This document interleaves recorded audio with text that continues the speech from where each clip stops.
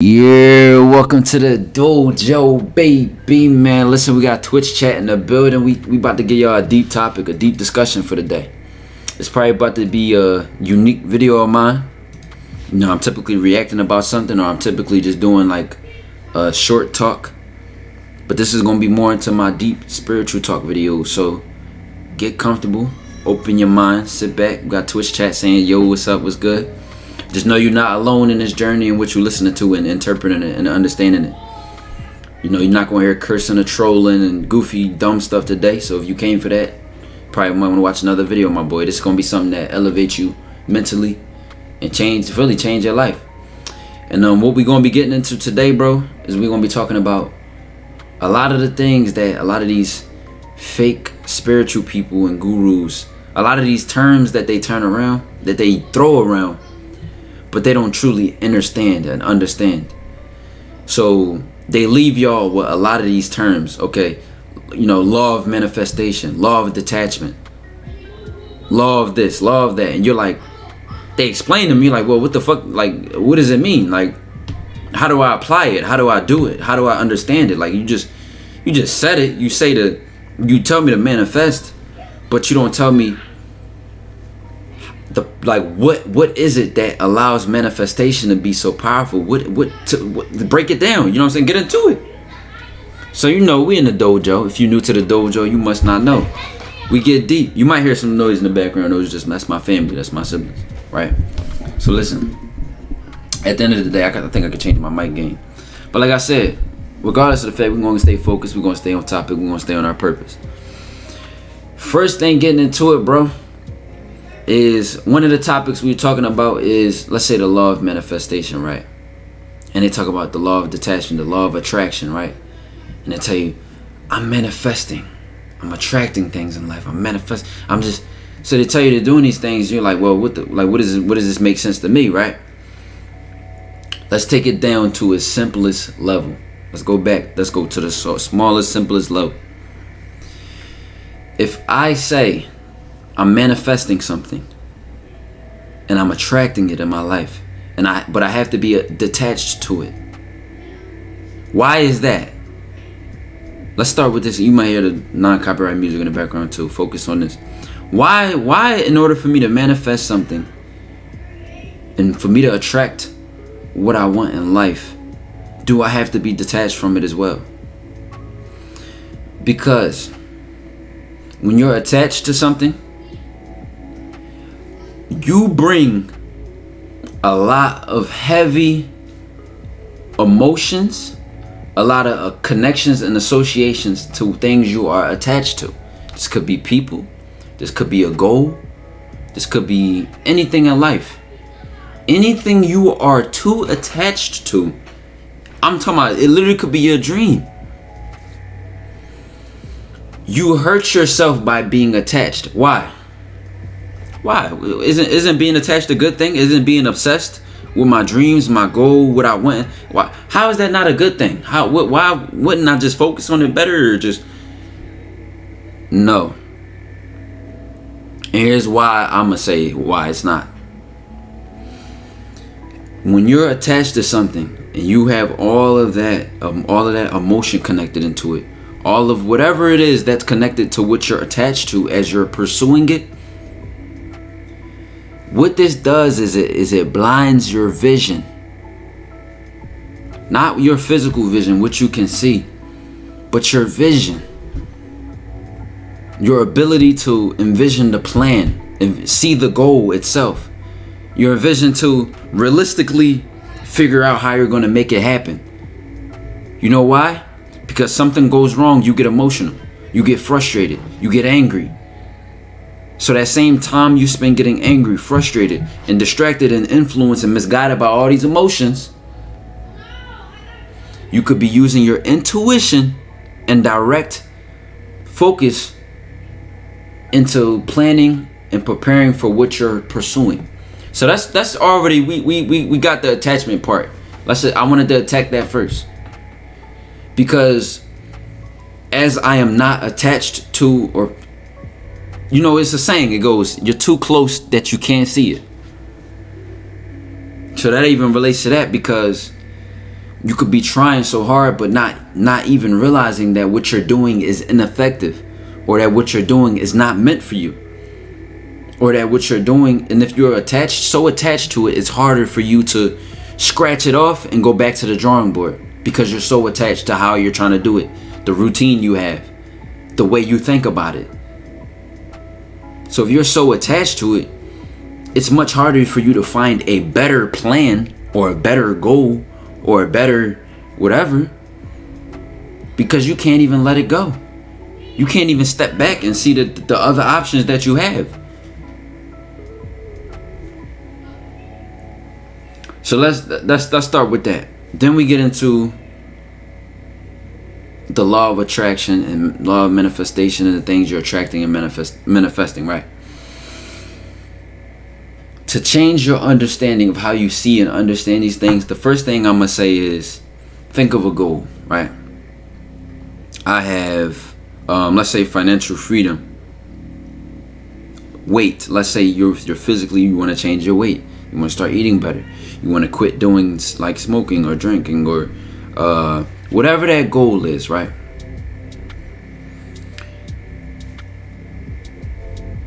When manifesting that goal, when attracting that version of yourself to you, which you have envisioned, which you know you want and you know you desire, if you approach it in a way that you're reaching, that you're grabbing, that you're chasing it, you can only chase something that runs away. You can only go for something that you don't have. Oh, what do I mean by that? Mentally, what this does to you is that you sort of put these things on a pedestal. I'ma stop doing it tomorrow. I'ma just, you start talking like that. I'ma do it then, and whenever it is, and you treat your goal like that, and you talk like that, and you think like that, because mentally it is separate from you. So you treat it as something to be gotten rather than something to have and something to be. I'm gonna get even deeper. Because you see it as something to get and something to pursue, they don't call it the law of chase, the law of hunt, the law of target. They call it the law of attraction. Why would you attract something? Why would something be attracted to you? I'm gonna do y'all even better. I'm gonna go to Google, right? I'm gonna look up the word attract definition. Right? Let's really get deep here. Let's go to Google. Attract definition.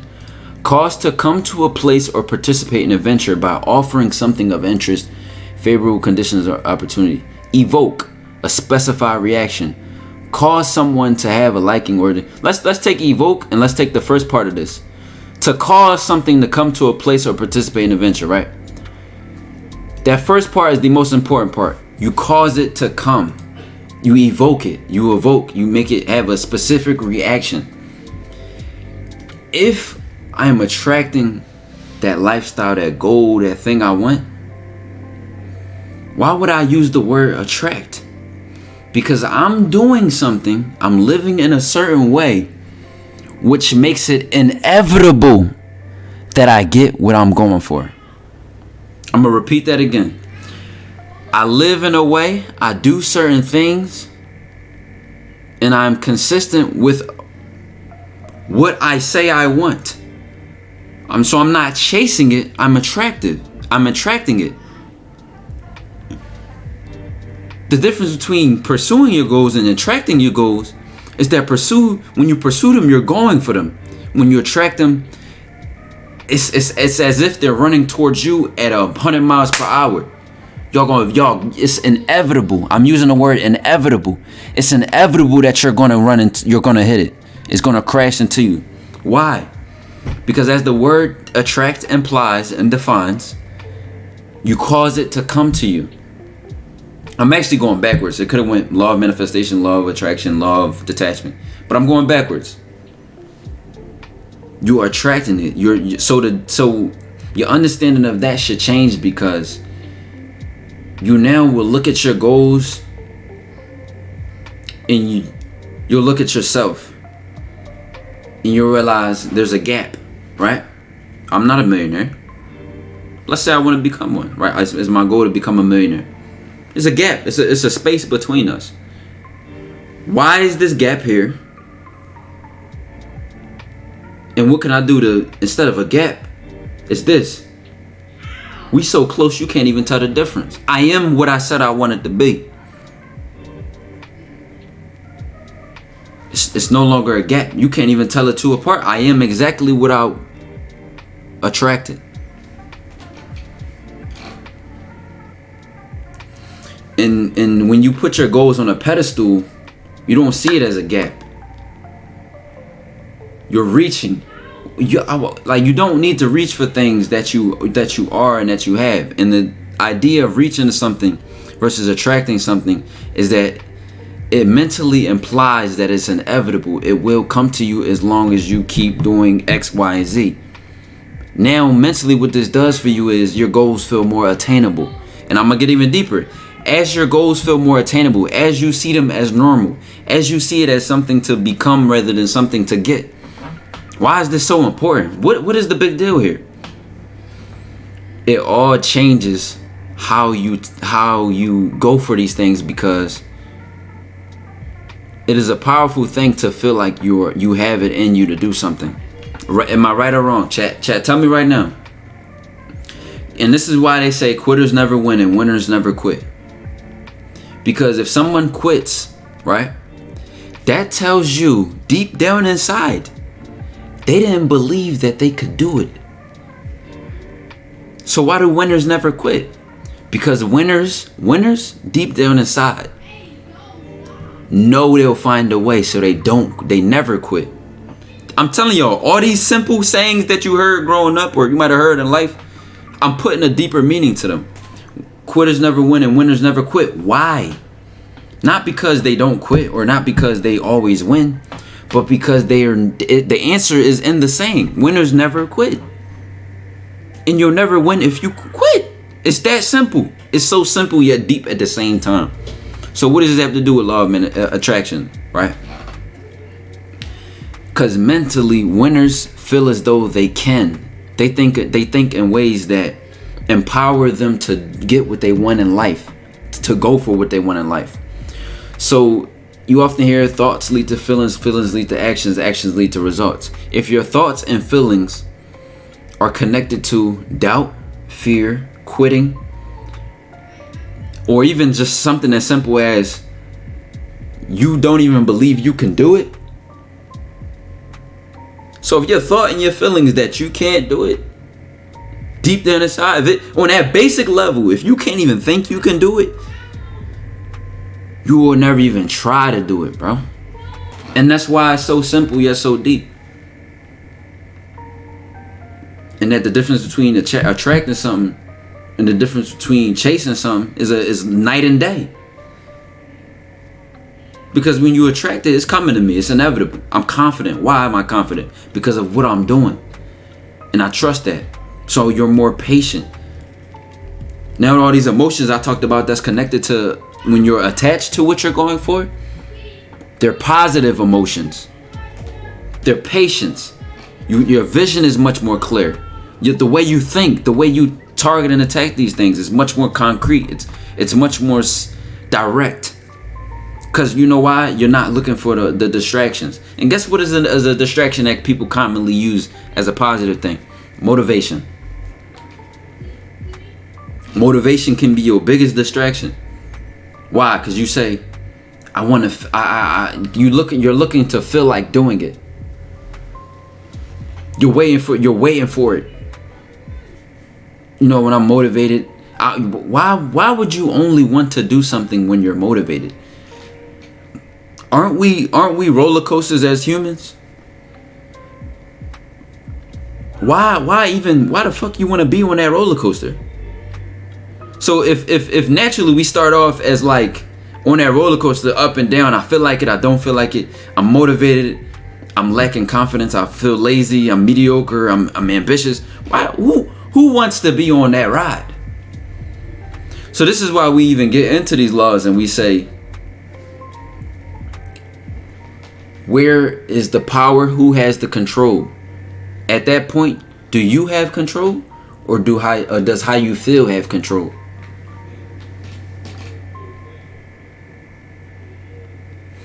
If it takes you being motivated, if it takes how you feel to have to do what you need to do, you don't have control. So how can you ever even expect to get what you want in life? If you can't even control yourself, how can you control your external circumstances? Like I said earlier during the stream, for people that's watching this live, I said, if your goal is to change your family's life financially, whatever, how you gonna change it for them? You can't even change yourself. You can't even change yourself. You can't even go back to the you can't even handle the basics. And this is why I said life will test you when you say you want something. But guess what? Life not testing you because life don't think you can have it, or life doesn't think you deserve it. But that test is to prepare you to have it. Life is not testing you because it don't want you to have it. Life is testing you because it's showing you what it takes to have it.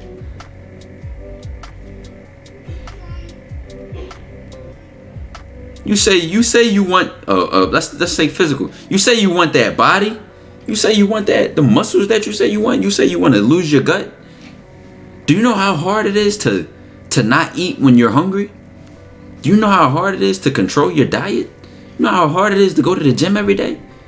So if you can't get past that challenge or that test, how can you expect to get what you want? You can't even beat yourself, so you'll never beat your circumstances. You losing the closest battle to you.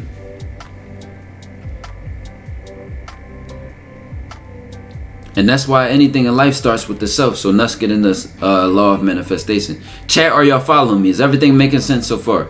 Twitch, let me know. Let me know, man. Man, women, whoever, you know what I'm saying, whoever watching right now. Alright, good. So now we get in, like I said, I kind of went backwards with this law of detachment, law of attraction, law of manifestation. As we talk about manifesting something, again, let's go to the word. Let's go to these definitions of these words so y'all realize how these things aren't accidents. These things aren't accidents. You're not using just random words. Manifest, clear or obvious to the eye or mind. Verb, display or show by one's act or appearance, demonstrate. So you say or read this definition, readily perceived by the senses and especially by the sense of sight, easily understood or recognized by the mind.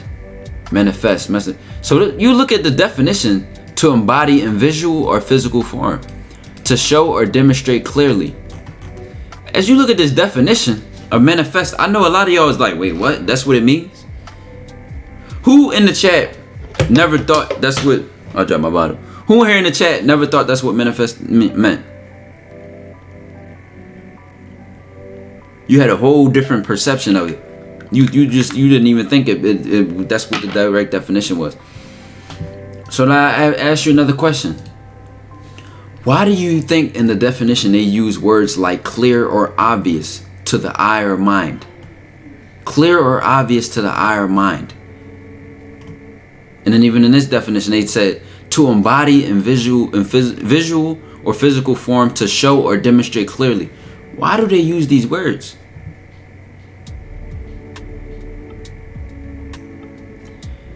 Because I'm gonna put it simple, but it's gonna be deep. You have to know.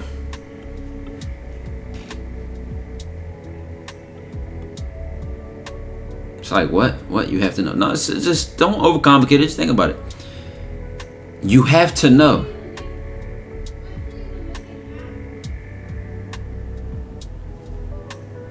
That's it. Why? Why do you have to know? Because if you don't know, it can never be what? It can never be what? Clear or obvious to the eye or mind. If you don't know, how you going to embody it in a visual or physical form? To show, or how can you show it or demonstrate it clearly if you don't even know?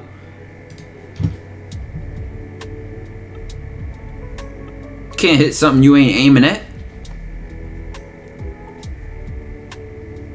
So that's why when people talk about manifestation, they talk about, yeah, I visualize the goal. What does it feel like? What does it smell like?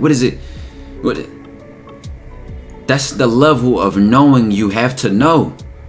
Why? Because guess what comes with knowing?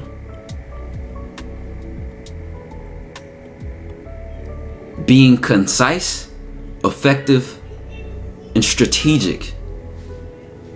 You know what it is. You know what it takes. You know how to decrease that gap and make it so close that you're one and the same. So if I say there's me now and there's multi-millionaire me, what is so different about me and this multi-millionaire version of myself? Let me know. What do I mean let me know? You figure it the fuck out. You decide. You visualize it. You imagine it. Okay, what does this multi-millionaire version of myself look like? Well, I'll probably dress like this. I'll have a fresh haircut every 13 days or every 9 days, or, okay, that's the cool part. What kind of qualities or aspects will that version of myself have? Well, I need to be able to manage stress, because it ain't easy being a multi-millionaire. You got things to manage. You got a certain amount of money to make every day, every month, you might run a business. It might be people under you that depend on you. So you have to be able to manage the stress that you have. You have to be what? You have to be disciplined. So guess what? In this journey of knowing, like I said, you have to know. You figure it out. You know now. You know. So as you manifest, as you attract it, as you detach from it, you now can detach all those emotions associated with it that might block you and hurt you. And you can go for it so clearly and so strategically and so effectively, because you know, and therefore because you know, you trust, and because you have that trust, you now see yourself as the one and the thing that has the power in the situation. It's on you. And that's not a burden, that's not a responsibility, that's not a stress, that's not heavy. You like that.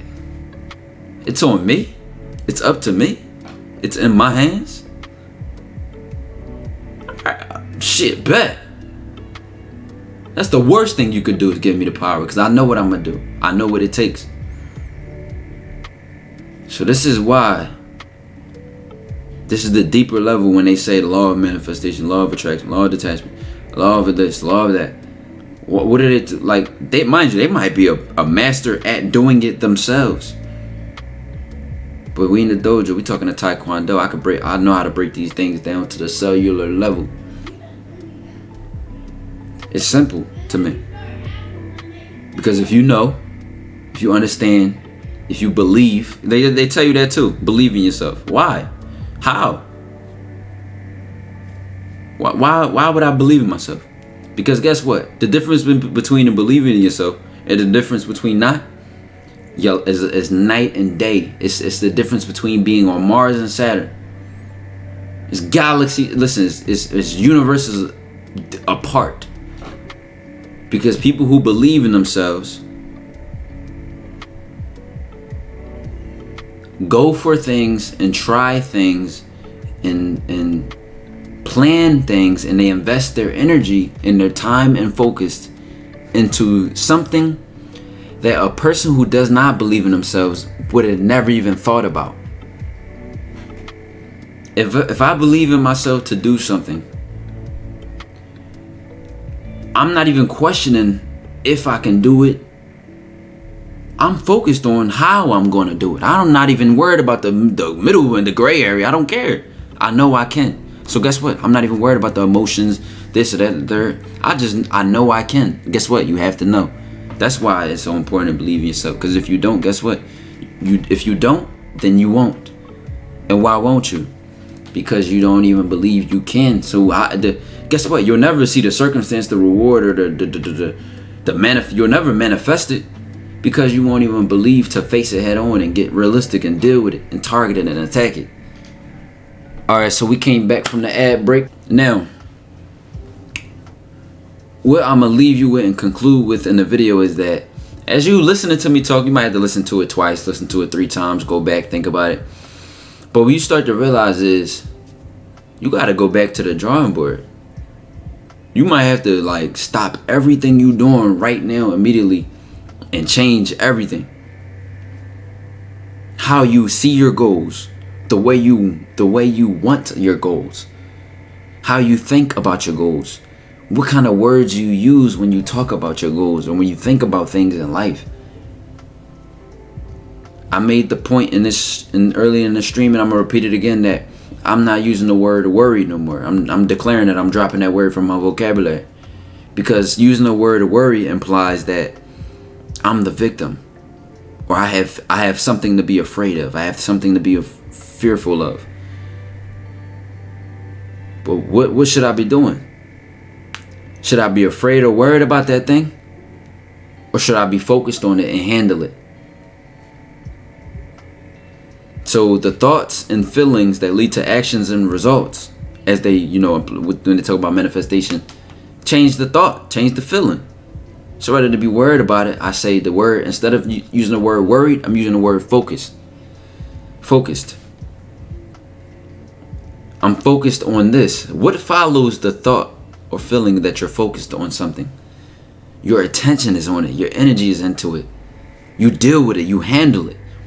See, worry has negative emotions connected to it. You're worried about something. You're fearful. You avoid it. You doubt it. Whatever the case may be. When you're focused on something, we don't say a gazelle is focused on the lion. We say the lion is focused on the gazelle. That's the predator. Focus implies you have the control. Now, for the people in the stream, y'all probably like, you talked about this earlier, but like I said, I'm recording for YouTube right now, so I'm repeating this. Focus implies who has the control, and if you believe you have the control, if you approach it and mentally feel as though you have the control, you'll deal with it in a different manner. Guess what? It will be easier to do. It'll be easier to be clear or obvious to your eye or mind what you need to do. Because when you say I'm worried about it, you start complaining, you start talking about I'm focused on it. So now what? Now focus just cut all the slack and all the sloppiness out the way. You'd have to deal with it straight on. After you say you focused on something, it's hard to avoid it after that. It's hard to even verbally avoid it. Things that you're focused on are things that you deal with directly. I'm telling you, if you understand what I'm saying right now, it just clicks. It just, whoa. If you don't, then you're looking at it like, okay, obviously I'm focused on.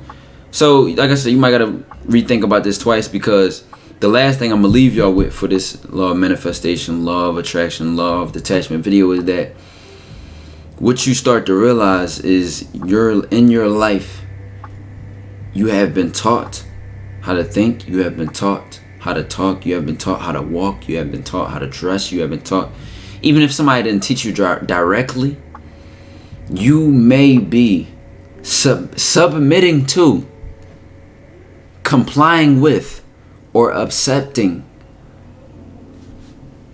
a given way of living.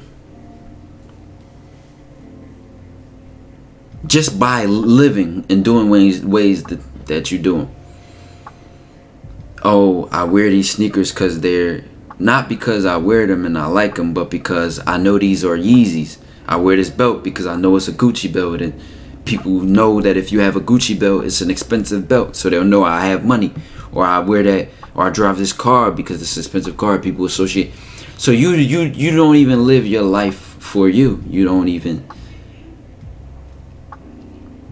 So that also it goes into the lack of control that you're going to have to manifest, attract, and achieve that next level of success in what you're going for in life.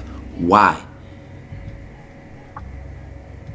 Because you learn to stop wasting time, effort, actions, energy, money into things that are unnecessary, and then do what? Make it harder for you to get what you're trying to get. Separate that gap. How can I say I'm trying to be a multimillionaire and going for that in life if I'm also trying to please the people around me? If I'm also trying to be something for someone else? How can I be what I want for myself if I'm already somebody else's? I can't be my own master if I'm a slave to something else. So you can be a slave mentally, which is the worst way to be a slave, is if it's up here. But you might, guess what? The worst type of slavery is the ones where you can't even see the chains. And that's the ones that most people are submitting to and complying with and accepting and following. So you have to realize, why do I do the things that I do? Really deeply ask why. Why do I dress the way I do? Well, I dress this way because women like this. Women like when I dress like this, or this is the appropriate way to dress. This is how everybody dresses. This is the cool way to dress. Rather than saying, I want to dress like this because it's the vision I have for myself. And there are great examples of people who embody this to its core. Prince. And we're going to watch this on stream after this, and I might even make it a YouTube video because it's such a great example. But it's an example of Prince doing an interview with Mel B, right? And you look at, if you know who Prince is in general, he's a very non-masculine way of being a man. It's very feminine things to me, even from down to how he sits, how he dresses, and the way he physically looks in every way. And he'll even have eyeliner on. You got some men in here who won't even get a pedicure or manicure because it's gay to them. But he can be himself so authentically that he goes against society's standards of a man doesn't do this, a man doesn't dress like this. And that's where you reach the level of cool where following the rules is a choice. I'm so cool, I follow the rules if I want to. I'll do it how I'm supposed to if I want to. But if you still at the point where you're following the rules for you is not a choice but a lifestyle, you got to take 10 steps backwards before you take 5 steps forward. So my purpose of this second half of this video is to say, like, this is the introspective work. This is the digging into yourself you're going to have to find out. Because like I said, if you can never be your own master if you're a slave to so many other things around you, so many other thoughts, so many other social symbols and statuses, and you signed up for so many different things. You can never be there for yourself. You waste time, you waste actions, you waste all this stuff that makes it harder for you to separate the gap and align yourself to what you really want and really want to be. That's why you're not what you want to be and who you want to be and where you want to be in life. Because you're doing what you're supposed to, not what you want to. In so many ways, I'm telling you, and it could be deeply rooted in your core. I'm a dude that grew up in Philly, the hoods of Philly. Look at the average pipeline or whatever signature that come with that, especially being from the hood or any hood from everywhere. There's a certain expectation of you as a person from that environment. And if you live your life signing up to and fulfilling that expectations, not by choice, but on autopilot, but because that's what you was taught, you ain't ready for your life. You ain't ready for that success in your life. You don't even have the own control and power over yourself. You are not your own master. You are still a slave. And you don't even see the change because you too busy trying to fulfill that expectation from your environment, or that expectation from your parents, that expectation from your social group or structure. Or you too afraid of being embarrassed. You too afraid of being different. It's easy to fit in. But if you ask me, and in reality, it's not. You'll be miserable. You know what I'm saying? Yeah, where the mods at? Where the mods at? Get this guy, whatever they saying to get out of the chat. I'm not really paying attention to the chat right now. But this is the levels that it takes to really be what you want to be and who you say you are in life. You gotta cut off the fat. This is what it really takes. So you might have heard the first half of the video and said, "Oh, I get it now. I understand it now. I'ma just go do this and be that." But you got so much weight to drop off of you. You got so much luggage you carrying. You bringing too much to you bringing too much to the table in that new life you trying to achieve. That new life that you want already has its own responsibilities. It already has its own things to focus on. And you think you gonna focus on what you focus on now and bring that to the next stage of your life? You cannot. And as you try to fit through that next door, that's where you look at life kick you down and push you down and do all these things for you. And then you going through the worst stage of your life, shit just hitting hard, so stressful, so hard. Because you trying to carry that luggage through that door and the shit ain't fitting. That's why it's hard. So, with that being said, a great video I have on that is the video I did with the allegory of the cave. It's do you know who you are? Do you know what your purpose is? And do you truly know who you are? Whatever that title of the video is. But that's a good segue off of this video, because I go deeper into those topics about finding out who you are and truly understanding how your environment made you, and that your thoughts not are your own thoughts. Your life isn't even your own life, especially if you ain't go through that stages yet. If you still feel the emotion of getting embarrassed, or you still don't believe in yourself, you still don't even trust your own uniqueness and your divine way. It's only one of your life that has ever lived your life. Somebody could sit here and study you every day, copy your every move, and do everything like you, and never be you. That is the blessing of the universe. 7 billion people, and we all done been through something different. Even if it has been the same. Even if I've been broke before, and you've been broke before, and it's still gonna be something different about it. And it still impacted us and made us a certain different way. And you don't trust that? You can't believe in that? You can't follow that?